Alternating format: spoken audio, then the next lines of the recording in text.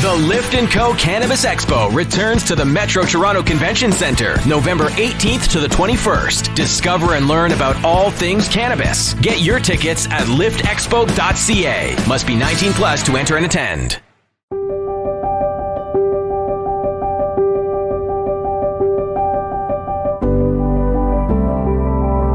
Farmers can make a little bump once a year, every couple of years, to subsidize the food farming, because we subsidize food farming. Most any farmer who's out here farming in Hawaii subsidizes it.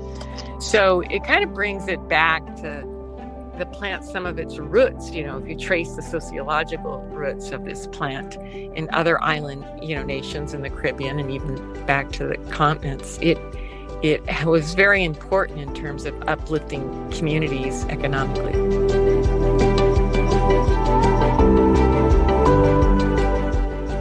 Welcome to the Miracle Plant Podcast, the show that inspires, promotes, and gives you a daily dose of inspiration from the people who have used cannabis to change their lives in extraordinary ways.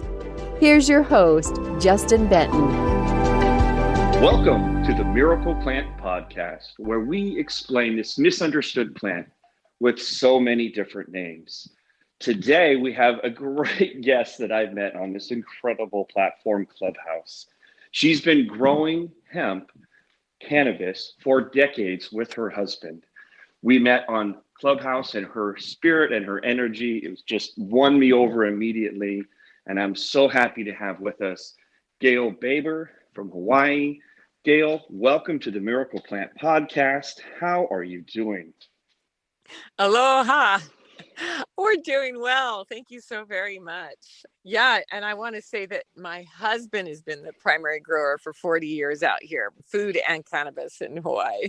So, but I've definitely been around for a big part of the journey. That's awesome. And I'm sure you've gotten your hands dirty too out there in the field. Yeah, I do by default. I often manage more the pala side, as we say over here, the paperwork side of things. But yeah, definitely lend a hand for sure. Awesome. And so tell us your story, your journey. Were you introduced to this plant? And we just love hearing how you came into contact with the Miracle Plant. Well, it's interesting because I'm just thinking it was actually through Jack Herrera's book as well. And obviously, in college, when you're a young adult, you're trying cannabis. But I think in terms of seriously understanding it, wanting to understand it, it was that book. And I'm saying that because at the same time, my husband was giving away thousands of copies of that book in the 80s here in Hawaii. He actually spoke. I think I was sharing that. He spoke on the phone with Jack Herrera in 79 or 78 when he was out here, when my husband was here in Hawaii and Jack was on the mainland. And they were talking about how soon they thought the prohibition on hemp and cannabis would be lifted. And they both thought just a few years, but that was 30, 40 years ago. So, but I have a background in civil engineering and natural resource management. And I think hemp has fascinated me. Well, it absolutely has fascinated for a long, long time because of the sustainability aspect. I just was raised for whatever reason with an environmental ethic and have been very aware of the dance and the balance we have on this planet. And so I think it's been more from that perspective that I've embraced and had a relationship with the plant. And my husband has had a relationship with the plant for a long time. He is dyslexic and was also an engineering student in the 70s. And even before then, he realized that it helped him navigate the world a little bit more in line with what people's expectations were with regard with how you should think. Dyslexics' brains are amazing. They're kind of genius brains. And so that plant helped him moderate that. And especially, I think he tells a story of, he was about ready to go into exam. He was his second year of engineering school, and he had some test anxiety, and he was having trouble recalling. And he took a little cannabis, and he recalled everything. So I'm not promoting that out there to college students necessarily to do that, but for his particular brain and neurotransmitters, it was a perfect match. So he's been farming his whole life. My mom, they farm on my mom's side for generations and generations as well. So he's had an interest, I think, from probably, unconsciously, the brain-driven side, and then also from the cultivation and growing side. That's incredible. I mean, I know in college, I was definitely partaking in the cannabis on the recreational side. And it wasn't helping me with my studies. It was helping me with my good timing, that's for sure. But it's incredible how this plant can interact with everyone's endocannabinoid systems in receptors and our CB1 and CB2 receptors. And there's actually 5 more receptor sites in the endocannabinoid system. So that's incredible. So the crazy thing is we are actually live recording on Clubhouse, this incredible platform that there's a lot of buzz about and things. It's been incredible from my standpoint to meet people like you, Gail, and be able to collaborate and connect and educate. And what's been your experience with Clubhouse and all the things that you're up to? The exact same. I love it because it's interactive radio, and I enjoy some other social media platforms, but I can see how myself or others can get sucked into them in a way that's maybe more, not as healthy. But I can feel that I'm engaging my brain. I'm constantly learning. The connections and the relationships, of course, have been very helpful, but I love it. I prefer it to radio now. It's fun. You can dial into specific subjects or folks that you're interested in learning from. I think too, what I've noticed in the rooms I'm in, and it may be because it's specific to hemp and cannabis, although I jumped into a couple other subjects, there seems to be a level, for the most part, not every room, but a level of camaraderie and respect that is so welcome, right now. Old school, right? Just people like listen to one another. And that in itself has been super enjoyable and needed right now. Needed. And like no other time. The old Chinese proverb is the best time to plant a tree was 20 years ago, and the second best time is today. And we could have used Clubhouse 9 months ago or 12 months ago, but I will take it today. It's just been revolutionary for just collaboration and sharing of ideas. And because we all know there's so much misinformation about this plant. And I get the same questions over and over and over again. Will CBD make me high? Will I fail a drug test? And over and over and over, these people have concerns. Does CBD come from marijuana? What's the difference between CBD and hemp? And there's, and medical doctors aren't trained on the endocannabinoid system. And so they're confused about it and don't know what to say. But because of this platform, we're able to have these dialogues and have doctors on stage and discuss, like with Dr. Lakeisha, who was on last week, who's a guest and who absolutely is an expert when it comes to the endocannabinoid system and explaining all 5 of the receptor sites. And it's just been amazing. And we've been able to give out over 2,000 products just on connections that we've made in the last 40 days on Clubhouse to families that are affected by things like autism or people that are going through cancer, or giving nurses little like sampler packs of products to try for themselves, or master herbalists or doctors. And that was not available to me 43 days ago before I joined. I mean, Facebook wouldn't let us advertise. We get accounts shut down and we can't do ads, even though, as you and I both know, CBD and hemp is as legal as soybeans, corn, and apples. But because of the stigma and because of the powers and the forces that be behind the scenes, they've done everything they can to keep this plant down, as they've done successfully for 80 years. But now that the plant's legal due to the Farm Bill in 2018, and cannabis on the higher THC side above 0.3 is becoming increasingly more and more legal in the 40 states out there, it's just an amazing time out here for us as well. I remember when we first met on Clubhouse, the first conversation we had was about Doug Fine and about his regenerative farming. And so I'd love to give you the floor on regenerative farming and sustainability and all the things that Doug talks about in his book, his new book out, which is American Hemp Farmer. Yeah, absolutely. Hemp has a huge role to play in that for sure. And I hope we've walked our talk out here in Hawaii. I know my husband has. He's been regenerative farming, almost his entire life.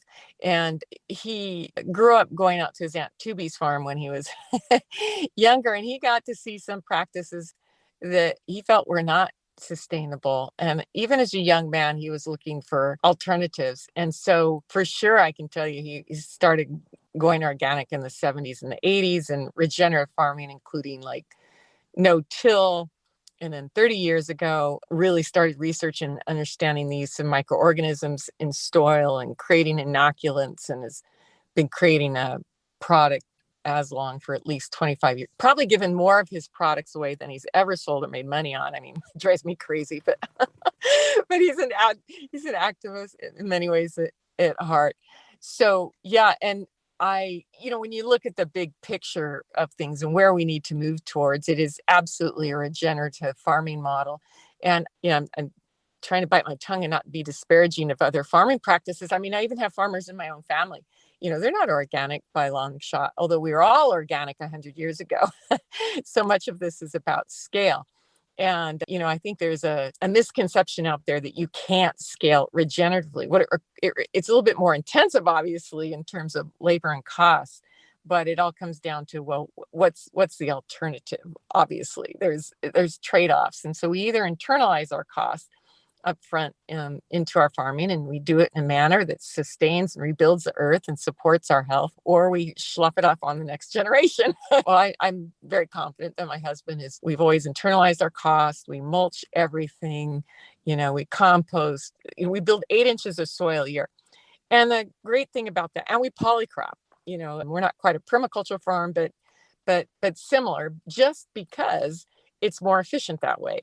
You end up with more plant species. You have more homes for microbes. You end up with greater resiliency in your system, and then you have less troubles when it comes to pests or other things like that. So in the long run, it's cost effective.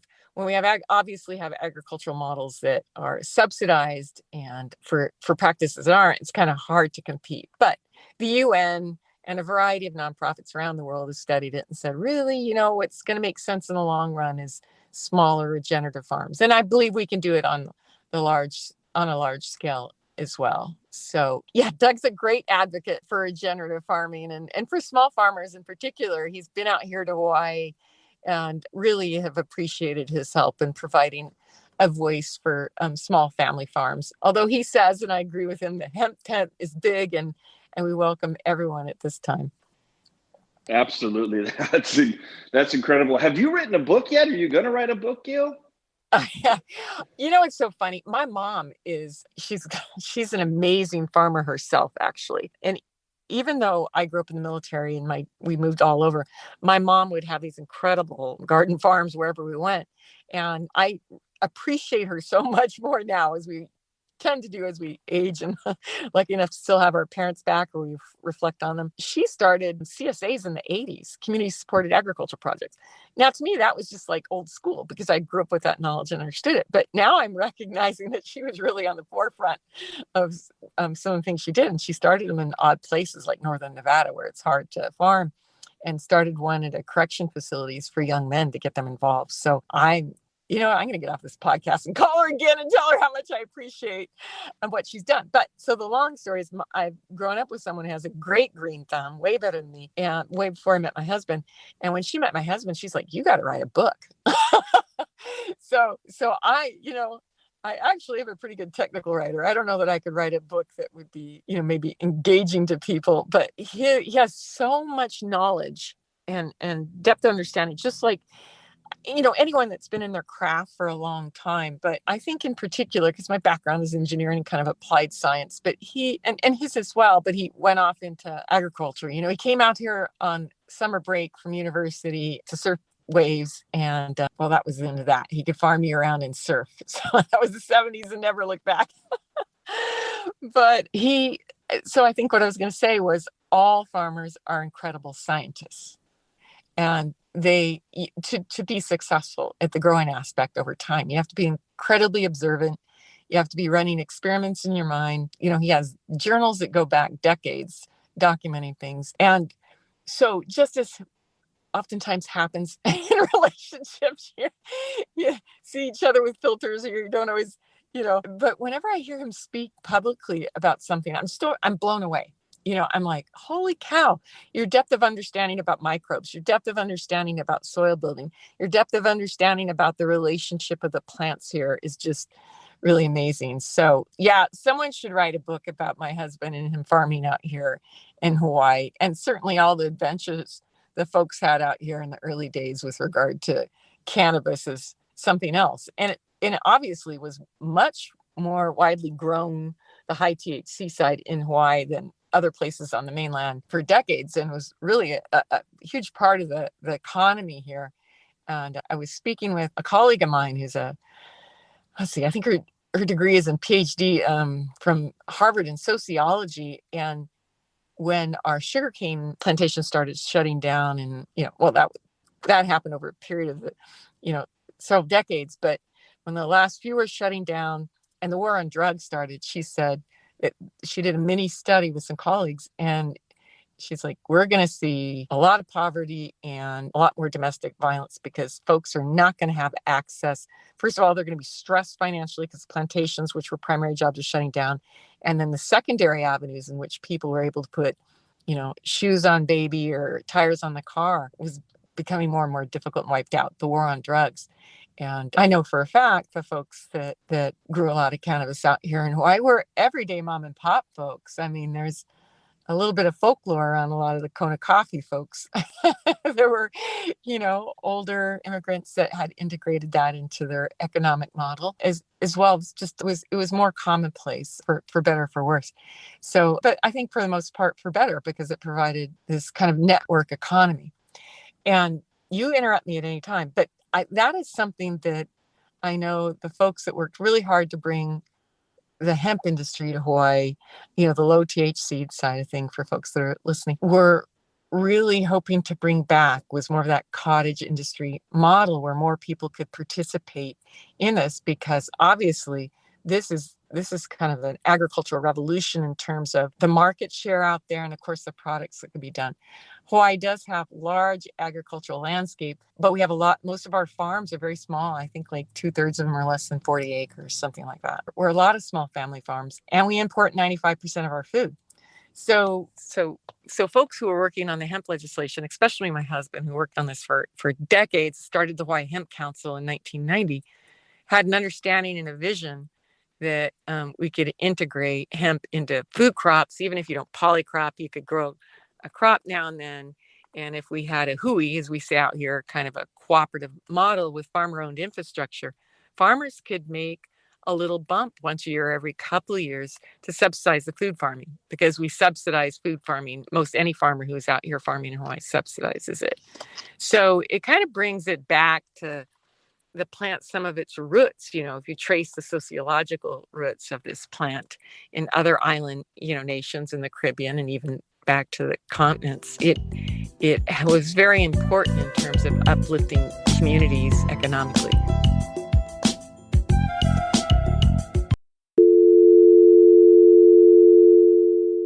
This is the sound cannabis companies hear when they try to place an ad on Facebook, Twitter, or Google.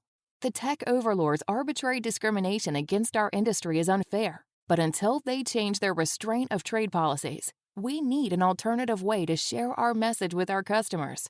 Cannabis podcasts are one of the last advertising platforms not controlled by tech monopolies. And for as low as $9.99 a week, cannabis companies have the freedom to play their uncensored commercials to customers around the world. Don't let tech bosses dictate how you run your business. Go to podCONX.com. That's podCONX.com. And for just $9.99 per week, you can go from this to this.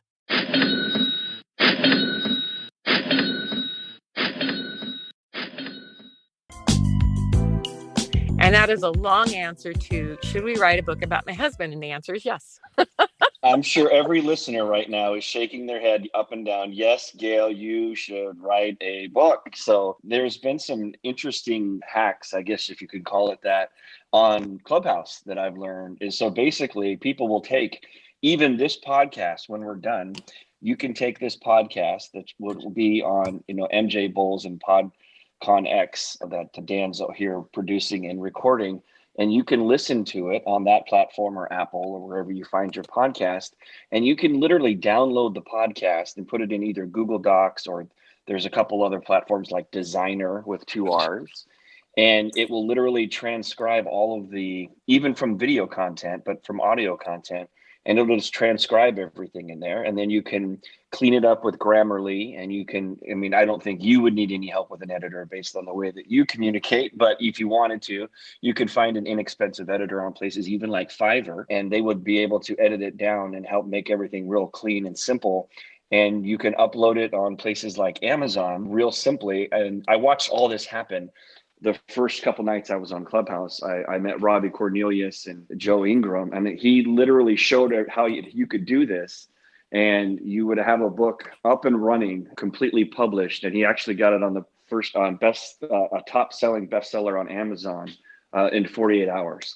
So the game has changed with technology, and you obviously have such incredible insight and content, and you already know Doug. So there's the traditional way, which certainly has its advantages and what have you. But if there's anything I can do to help with that, I would love to help. And you certainly have a book or two or three in you. And when you start thinking about it in that concept of literally, you could make 7 chapters based on 7 topics that you want to talk about or you have passion about.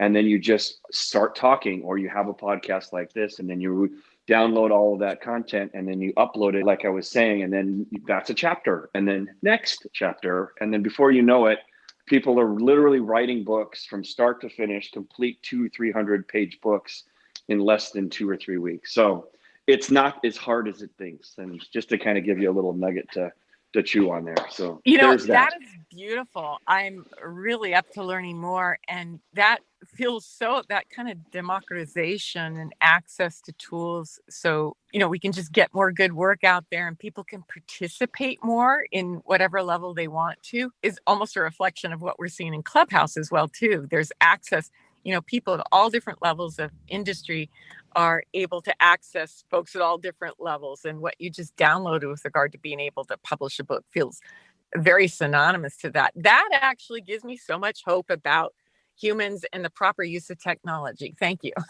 You bet. Well, once again, it comes down to this platform Clubhouse. I learned that here, 5 weeks ago, and I saw it happen in progress. And so it helped me. And it's just this amazing community that, and you basically, you find your tribe, if you will, and you find the people that make sense to you, and you follow them. And we've had some late night conversations, 2 or 3 in the morning, which is a huge advantage for us West Coasters, because we're on the West Coast, and then everyone on the East Coast, when we're up till 2, they're up till 5. And you guys are 1 or 2 hours behind us in California, right? Yeah, we're 2 hours right now. And when you folks go to daylight time, we'll be 3 hours behind Pacific. Yeah. Exactly. So you have the ultimate advantage that you can just stay up and be like, everyone's barely hanging on. And you're like, well, it's midnight. It's not that bad. But no, that's incredible. So a lot of great information sharing on Clubhouse. And that's how we met. And you definitely have some books in you. And I will be a cheerleader for you and support you any way that I can. I would be remiss not to mention what you're going through right now with the Hawaii bill, and to get your platform out there so others can understand what you're going through and how we can support you and what's going on. That's funny, because the technology that you were just describing in terms of being able to quickly translate and get things out there, either video or written, I was thinking, boy, that would be really helpful to the Hawaii hemp farmers and industry, just in general, in terms of information sharing. But obviously, specifically, we, as in other states, we have our Hawaii state legislatures in session, and the Hawaii Hemp Farmers Association, which is actually an industry association here. It includes manufacturers and processors as well. We had gotten together with Representative Bronco. He's a newer representative here in Hawaii, and replaced Representative Laura Thielen, who had been out here for a long time advocating for hemp. Goodness, God bless her. And we were hoping to move that bill through. We thought we'd done a bit of fighting. I don't want to say fighting, but hard work the last few years in lifting and kind of getting things legal and, fine tuning, but not perfect. But that wasn't the case. And there are a couple of bills that would just be very decimating to the hemp industry. So we've been working hard on that. And I'm grateful to Clubhouse once again, because I've been able to make some acquaintances that have been able to inform my conversations when I'm speaking with members of the legislature. And then I'm hoping to bring in a couple of experts based on relationships I made in Clubhouse to speak to at least one member of the legislature that's very open, the author of one of the bills that's very difficult out here. So Yeah, we are unique. Hawaii is almost, I want to say, triple regulated. We're regulated with regard to hemp at the state and federal level. We're one of the few states that decided to put their growers under USDA. And then the state still retained some authority over farmers. And so we still have to check in with them on certain things and paperwork and whatnot. and then, of course, when you move over to the manufacturing processing side, there's whole other layers of government and permitting that are being developed. But, if I had to put it in a nutshell, because there are specifics we could talk about, I would just say that Hawaii is often, almost a thought leader in terms of things, and certainly has been in terms of cannabis. There was a brief, I think, that came out of the legislature in the 70s in support of cannabis for a variety of reasons. And then we had an approved project here in 2000 for growing hemp, way ahead of the curve. And of course, lots of activists. And then we were one of the earlier pilot programs to be approved by our legislature. But we just shot ourselves in the foot and made a whole bunch of rules that are overly complex and draconian. And, we couldn't even import seed from the mainland for a long time, or it was just really couldn't move anything off our farms, just a lot of fear-based rulemaking. So it's been really challenging out here in Hawaii, but we're not done. But I do have to say that the farmers that have been in on this, a number of them have gone out of business. And those of us that are still standing that have been here for a while are kind of barely hanging on, which opens the door for folks that aren't from Hawaii to come in and perhaps, do some good work. But, obviously what we were hoping for was a model in which we could, give a farmer a dollar and they recirculate at least 7 times in the economy. So that's kind of a broad overview. I can speak specifically if you want, or ask me a question. Well, I don't want to get too far in the weeds, just so people will kind of be like, that's confusing. Yes, exactly. If there's anything we can do to support you, I know we talked about a couple of different options out here, and we'll continue to go down with perhaps Chris Conrad or even my mom and Dr. Lakeisha and some wonderful people to help you with that. But I also wanted to give you some time to talk about your company, Hawaii Royal Hemp, and what it's all about. And I'd love to learn more about that. Oh, thank you so much. Yeah, that's a company that's founded by my husband and I, and it's basically on the back of the food farming and cannabis farming he's been doing out here for 40 years. He's had other companies, Island Herbs, he had for a long, long time, but decided to kind of rebrand and to put hemp in the name, Hawaii Royal Hemp. And we got the first hemp license on our state pilot program, and then also got the first USDA license out here in Hawaii to grow hemp. And that's primarily because I can just wade through paperwork, I guess. I don't know that first is of any significance, other than usually that means someone knows how to wade through paper. And we grow regeneratively. We're small scale, and we're growing the way that my husband always has, although he's just like any good farmer scientist, constantly learning and improving. And we polycrop. We don't till. We mulch. Almost everything's by hand. So it's pretty intensive, but I think we see the result is very high quality. And we give away food to our community because we integrate food into what we're doing with hemp, just because it makes better food and it makes better hemp. And then also, we get the pleasure of eating our own food. We have a small value-added line, farmer processed and made, and you can order it online if you want, but just tinctures and honey and salve.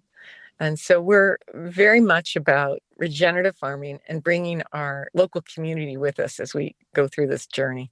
That's awesome. I'd love to learn more about the honey. Yeah, we've had hives on our land, and bees love hemp flowers. They absolutely love it. And we also have, which is an introduced species to Hawaii, but we have something here, I don't know the Latin name, but it's Christmas berry, and it can take over a whole land pretty quickly.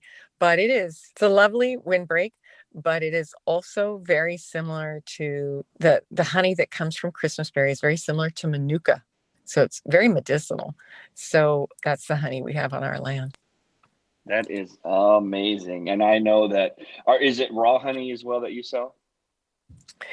Yeah, and of course you don't ever want to give raw honey to children or infants. But it's raw honey. Good stuff. Awesome. Yeah, and we're all about the raw, so that's beautiful. I love it.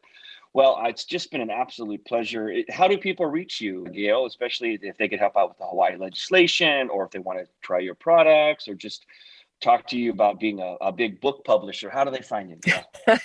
That's so sweet. Yeah, we have Instagram and Facebook and website, and I think they're all Hawaii Royal Hemp. So hawaii-royal-hemp.com. Instagram is Hawaii Royal Hemp. And if you go Hawaii Royal Hemp on Facebook, you can find us as well, and just message me, and happy to help serve in any way we can. Awesome. And find you on Clubhouse as well, right? Oh, yeah, absolutely. Yeah. Maybe too much, but yeah. yeah, I hear you. So, well, thank you so much for coming on. You're just an amazing guest with so many incredible insights. I know I'll be listening to this podcast over and over again. And like I said, I'll have both pom-poms in each hand cheering you on for that first, second, or third book.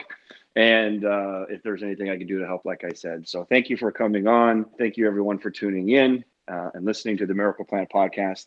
If this story struck you, or if you think someone should hear it, please share this podcast out, whether you text it or forward it on, and make sure other people can hear it.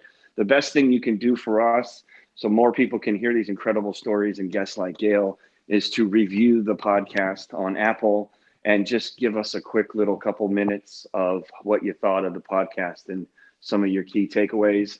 And we read those reviews on the podcast as well. So thank you, everybody, for swinging by the Miracle Plant podcast. If you want to be a guest, you could reach out to us as well, either at info@themiracleplant.org, or go find me on Instagram. I'm Justin, the number 4 hemp.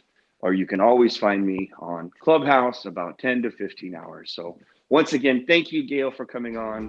And thank you, everybody, for tuning into the Miracle Plant podcast. We will see you all next week. Take care, everybody.